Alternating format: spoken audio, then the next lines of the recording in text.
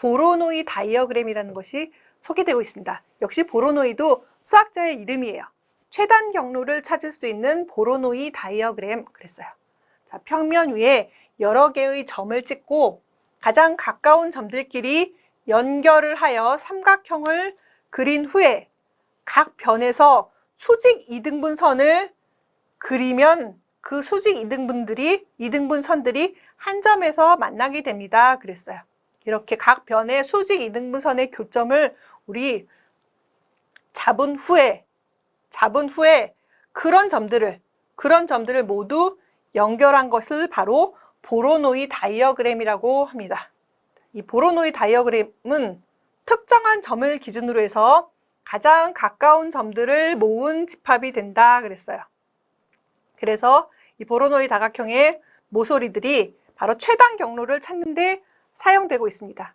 실제로 여러 세대가 있을 때, 한 도시에 여러 집들이 있을 때 전기차, 새로 지금 만들어지고 있는 전기차 충전소들을 어디에 세울 것인지, 또는 행정구역을 나누었을 때 예를 들어서 무슨 구, 우리 서울에서 무슨 구 이렇게 나누잖아요. 그럴 때 구청의 위치를 정한다든지 동사무소, 주민센터의 위치를 정한다든지 이럴 때도 여러 시민들의 편의를 위해서 최단 경로를 찾는 게 좋겠죠. 이래서 이렇게 도시공학에서도 많이 사용되고 있는 보로노이 다이어그램. 자, 문제 속에서 보로노이 다이어그램을 조금 더 이해해 보도록 하겠습니다. 자, 문제는 지금 점을 연결해서 실제로 그리는 연습을 해보세요. 그랬어요. 어떻게 한다고 했냐면은 가까운 점들을 이렇게 연결해서 삼각형을 만들어 주세요. 그랬죠. 먼저 삼각형을 만들어 주고 나서 이렇게 그리고 나서 각 선에 수직 이등분선을 그려서 수직 이등분선의 교점을 찾아주면 됩니다. 그랬죠. 수직 이등분선 이렇게요. 또 수직 이등분선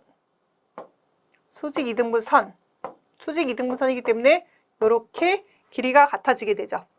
실제로 수직 이등분선은 두 개의 점이 주어졌을 때 이 두 점까지 이르는 거리가 같은 점들의 모임이죠. 그렇기 때문에 최단 경로를 찾는 데 지금 이용되고 있습니다.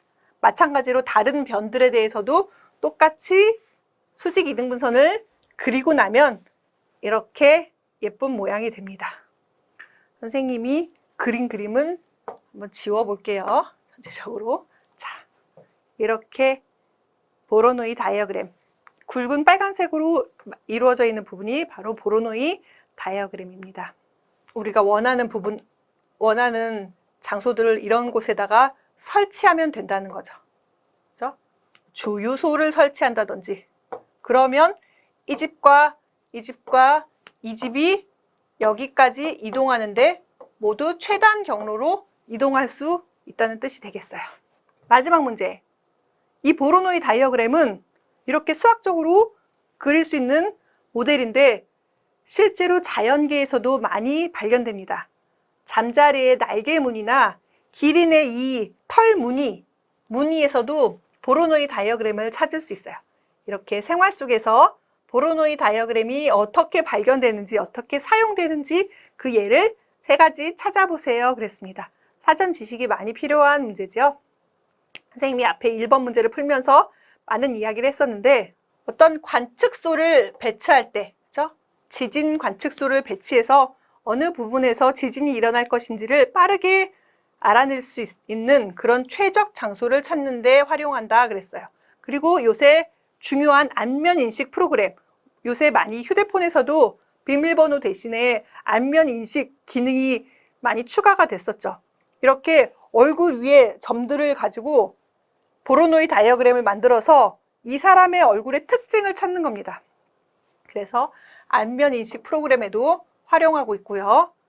앞에서 얘기했던 것처럼 구나 동 등 이렇게 관할구역, 행정구역을 나누는 데도 활용하고 있어요. 또 이 자체적으로 아름다운 무늬와 또 건축공학적인 이런 튼튼함 때문에 건축물 디자인에서도 많이 활용한다고 해요. 2008년 베이징 올림픽에서 국립 수영 경기장의 모양의 겉면이 지금 보로노이 다이어그램 무늬로 만들어서 이때 세계적으로 보로노이 다이어그램이 많이 알려졌습니다.